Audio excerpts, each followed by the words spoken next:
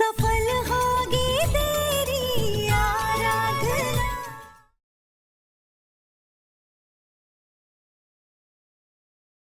लेकिन उस बेइज्जती का क्या जो आपने हमारी की है। हमारे ही गांव में आकर हमारे ही घर से हमारी मंगेतर को उठाकर लेके गए। बरसों की कमाई हुई इज्जत ना मिट्टी में रौंद डाली।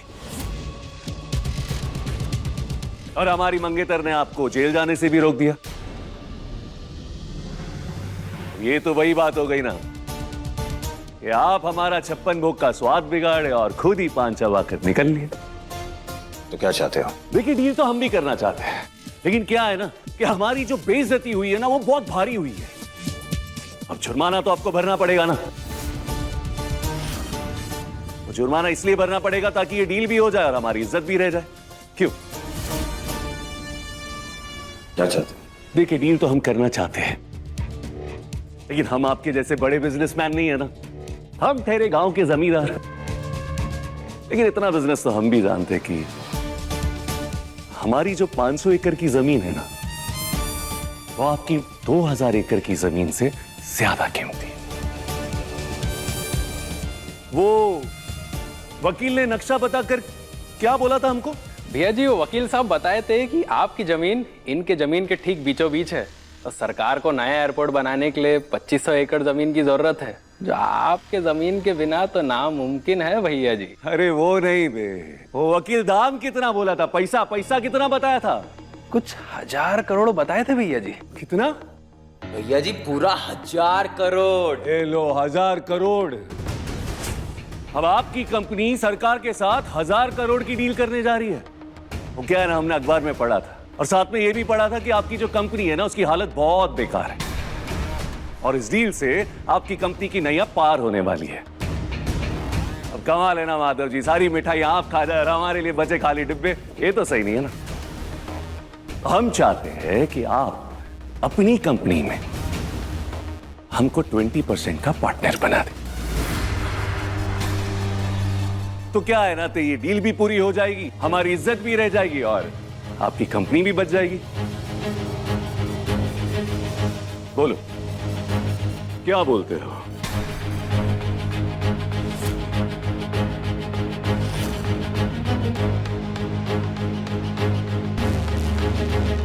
मंजूर है, लेकिन मेरी भी एक शर्त है। अब आपकी क्या शर्त है? देखिए, जो कंपनी है मेरे बाप दादाओं की बनाई गई है। मार्केट में काफी इज्जत है, काफी नाम है, और इज्जत क्या होती है अभी तुमने मुझे बताया। उसकी वैल्यू भी तुम अच्छी तरह जानते हो। ये कंपनी नहीं एक परिवार है। कंपनी में शेयर होल्डर्स हैं, बोर्ड ऑफ डायरेक्टर्स हैं। जो कंपनी के लिए फैसला लेना होता है ना, वो कितना जरूरी होता है एक परिवार के लिए, कितने मायने रखता है, ये भी शायद तुम जानते हो। अभी देखो, अगर आप शादी करोगे तो उससे पहले, रिश्ता करने से पहले आप ये तो देखोगे ना कि वो रिश्ता आपके लिए सही है कि नहीं। आपके घर परिवार की रजामंदी भी तो जरूरी है। इसी तरह ये डील करने से पहले मेरे परिवार की रजामंदी, हमारे बोर्ड ऑफ डायरेक्टर्स की रजामंदी भी बहुत जरूरी है। डोंट माइंड मी, लेकिन ये पैसे की बात नहीं है। ये बात है उसूलों की, सिस्टम की, हमारे नाम की, वैल्यूज की। और तुम इतना तो समझते ही हो कि 2 पल की पहचान में तुम किसी को अपने घर परिवार का हिस्सा नहीं बना सकते, वहां शामिल नहीं कर सकते।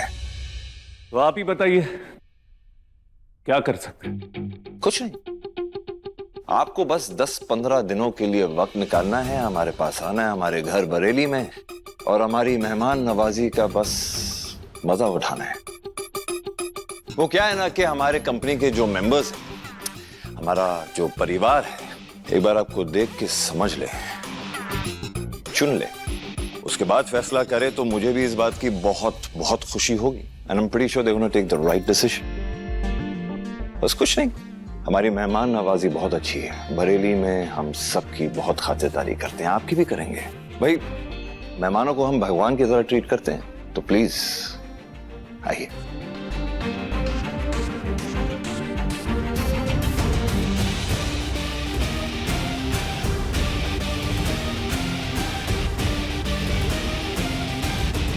जी हमें मंजूर है, हम आ जाएंगे।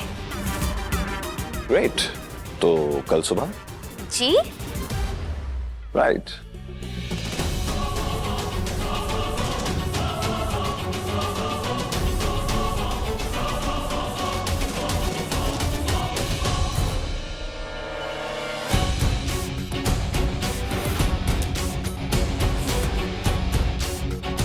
डील।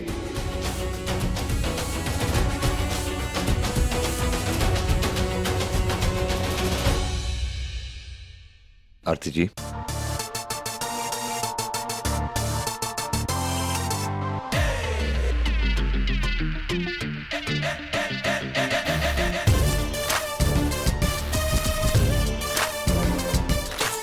कोई भी बवाल करने से पहले मेरी बात सुन ले।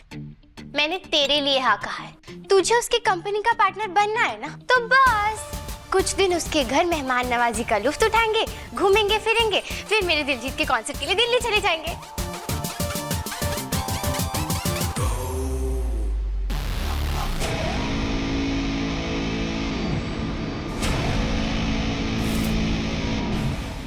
अपने पसंदीदा शो के फुल एपिसोड देखने के लिए अभी डाउनलोड करें दंगल प्ले ऐप।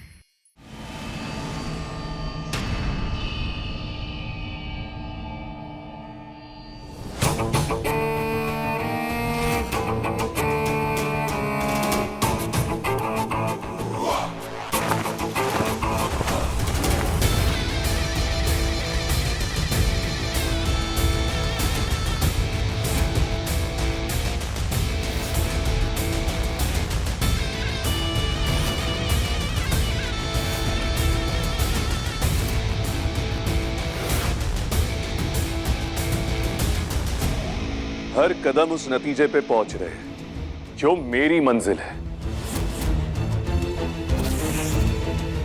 मगर अफसोस के खिलाड़ी को यह अंदाजा भी नहीं कि यह खेल उसका नहीं, यह खेल हमारा है। वो तो महज मेरी कठपुतली है।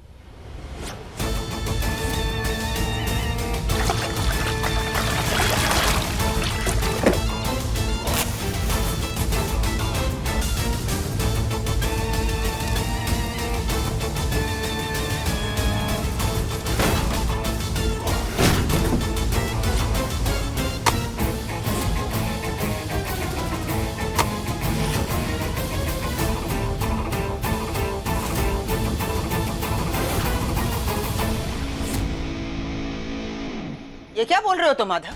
कंपनी का 20% पार्टनर? नहीं नहीं, हम नहीं मान सकते। अरे बिना सोचे समझे इस डील के लिए तुमने हाँ कैसे कह दी?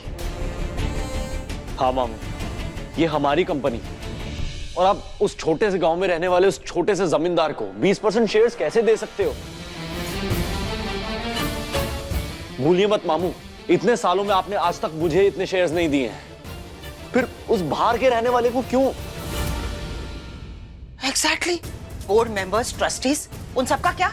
उन्हें हम क्या जवाब देंगे? उनसे बात करना भी तुमने जरूरी नहीं समझा, यहां तक कि इसके बारे में तुमने हमारे साथ भी डिस्कस नहीं किया। बिना सोचे समझे 20% दे दिया। लेकिन ये फैसला तुमने लिया ना, लेकिन इसका हक तो हमने तुम्हें कभी नहीं दिया है।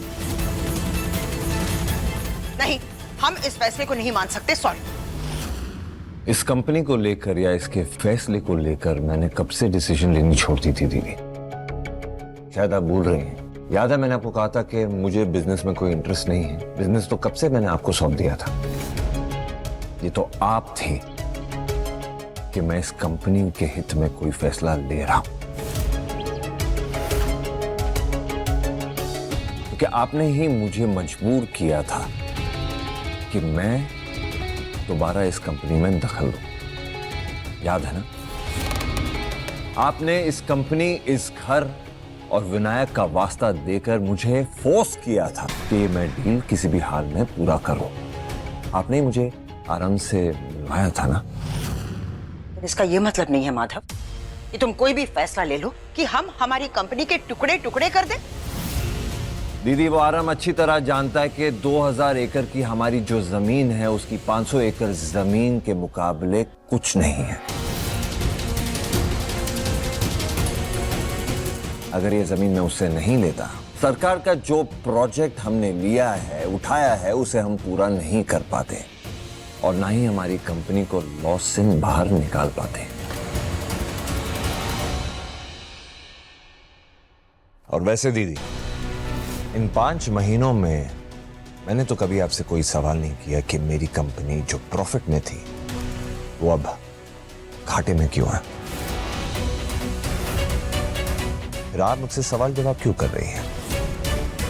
खैर, अगर मुझसे आपने सवाल किया है तो उसका जवाब मैं आपको दे देता हूं।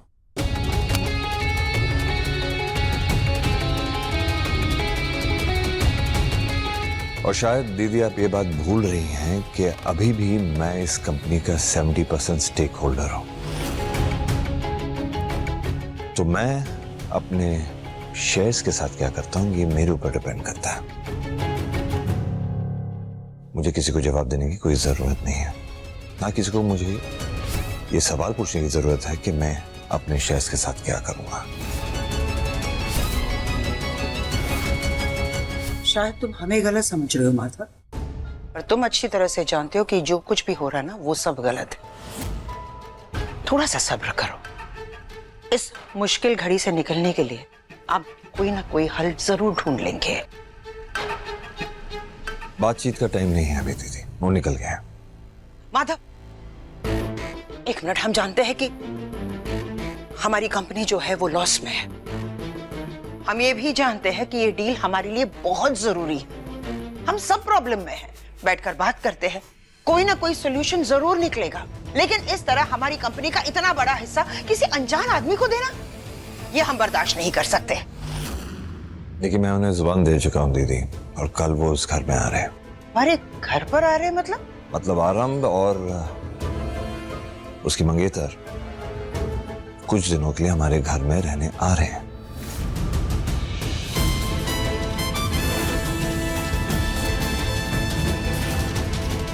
अच्छा ही है ना दीदी, वो कंपनी को देख लेंगे, कंपनी उन्हें देख लेंगी, शेयर होल्डर्स से मिल लेंगे, और आप भी थोड़ी जांच पड़ताल कर सकती हैं उनके साथ कि वो सही लोग हैं कि नहीं, ये फैसला मेरा सही है कि नहीं, राइट?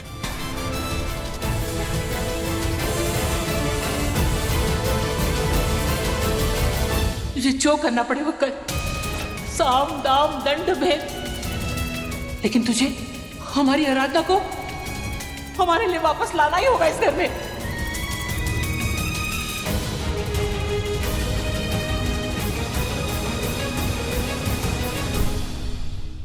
अचानक कंपनी के लिए इतना बड़ा फैसला कैसे ले सकते हैं भैया?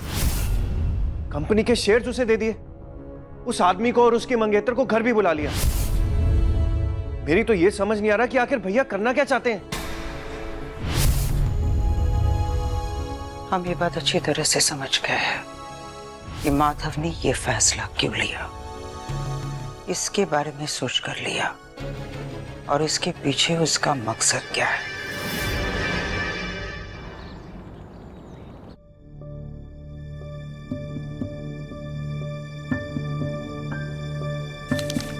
भाभी, बड़ी मैडम, भाभी वो आ गई, वो आ गई। तो क्या हुआ, चिल्ला क्यों रही हो? तो ना ही तुम्हारी दोस्त और इस घर की मालकिन यहाँ आ रही है, जो खुशी से फूली नहीं समा रही। हाँ चंदा, तुम तो ऐसे खुश हो रही हो जैसे उस गाड़ी में बैठकर हमारी पुराने वाली जेठानी जी घर आ रही। और नहीं तो क्या। सुनो चंदा, उन लोगों से हमारा कोई रिश्ता नहीं है, और ना ही हमारे बिजनेस से उनका कोई लेना देना। कोई नहीं है, वो 2-4 दिन के मेहमान है यहाँ, अच्छे से खातिरदारी कर देना। एक बार हमारी डील खत्म हो जाए, कोई मतलब नहीं है हमें उनसे। अब जाओ। वैसे भी हमारे साथ बिजनेस करने की उनकी औकात ही नहीं है। छी।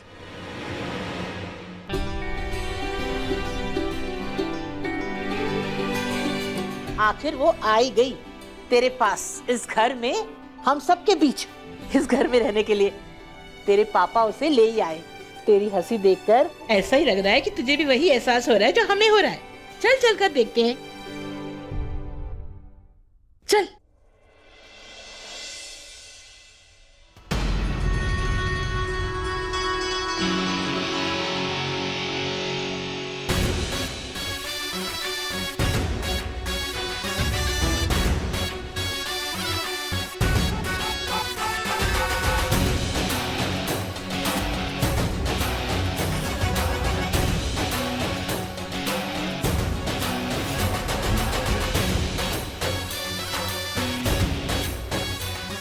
आइए आइए आइए, वेलकम वेलकम वेलकम। मुझे तो लगा था कि आप शायद अपना इरादा बदल देंगे। Welcome Mister आरम।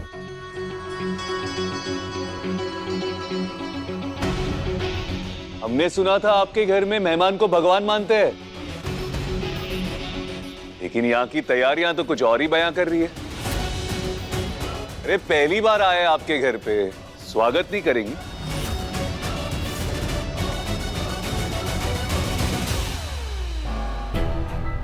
लगता है शहर की चकाचौंध जिंदगी ने गांव की परवरिश को भुला दिया। वरना दादी, हमारे गांव में अगर घर में कोई पहली बार आए ना, तो रोली चावल के तीखे से बड़े दिल से स्वागत किया जाता है उनका।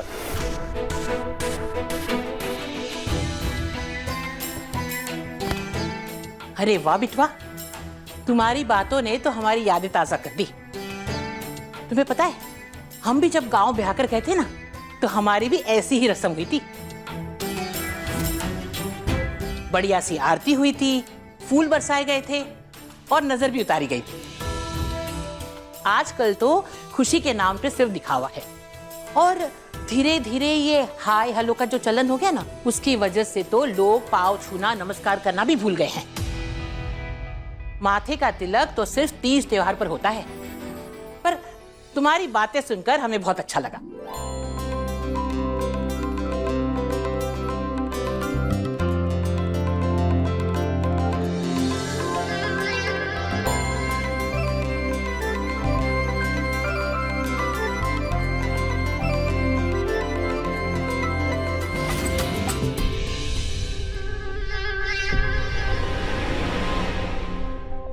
पाए लागू दादी जी।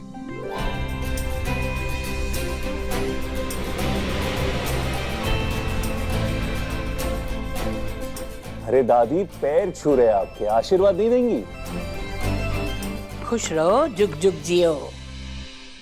धन्यवाद दादी। अब सारी रस्में यहीं निभानी है कि इसको अंदर भी आने को कहेंगी आप? हाँ, आइए प्लीज, बाकी सारे सदस्य से आपको मिलाता हूँ। सबसे पहले यह है मेरा छोटा भाई किशन, मेरी जान, किशन दास भारद्वाज। नमस्ते। ये है आरम, और ये भी हमारे बहुत इंपॉर्टेंट मेंबर हैं हमारे परिवार के, महाराज जी और चंदा और विनायक जी। और ये है डिंपल, इस घर की बहू, किशन की बीवी। जी नमस्ते। और मेनका दीदी और उनके सुपुत्र आर्यन से तो पहले ही मिल चुके। जी जी जी बिल्कुल, इनको तो हम जानते ही है। अरे इनकी वजह से ही तो हम यहां हैं। ना तो ये आते हमारे घर डील लेके, और ना ही उस डील को पूरा करने के लिए हम यहां आते।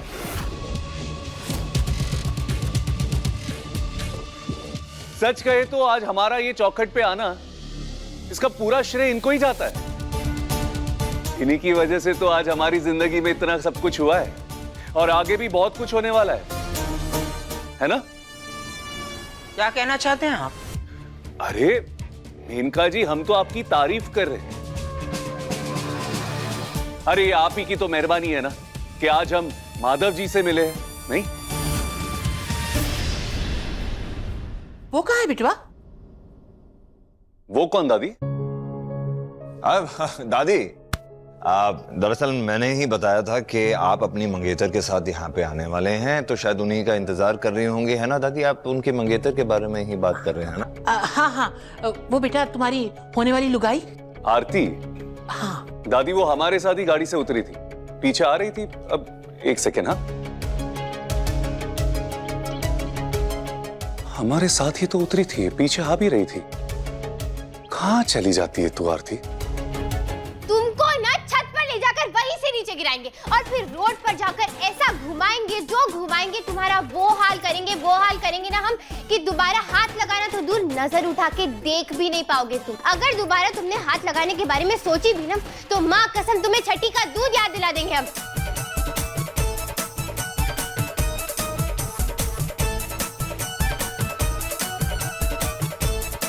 अरे अभी कहा ना हाथ मत लगाना हमारे सामान को।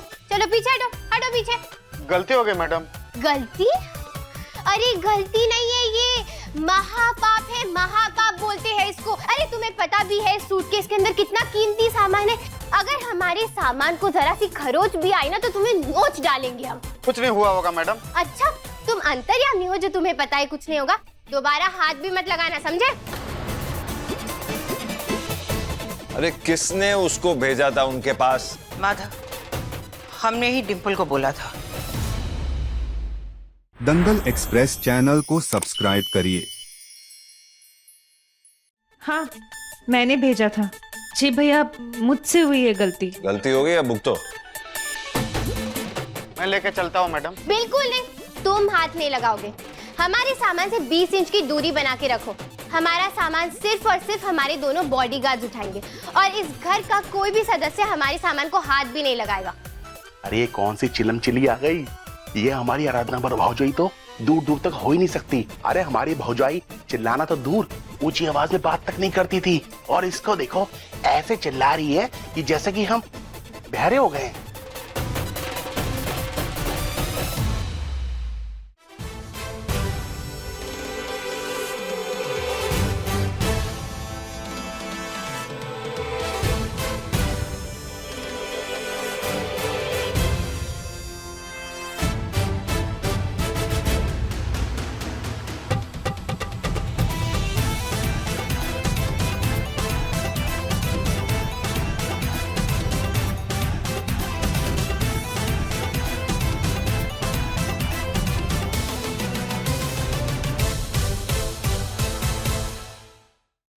बड़ी बेइज्जती के बाद में हम इस घर में इस छत के नीचे तो बिल्कुल भी नहीं रह सकते।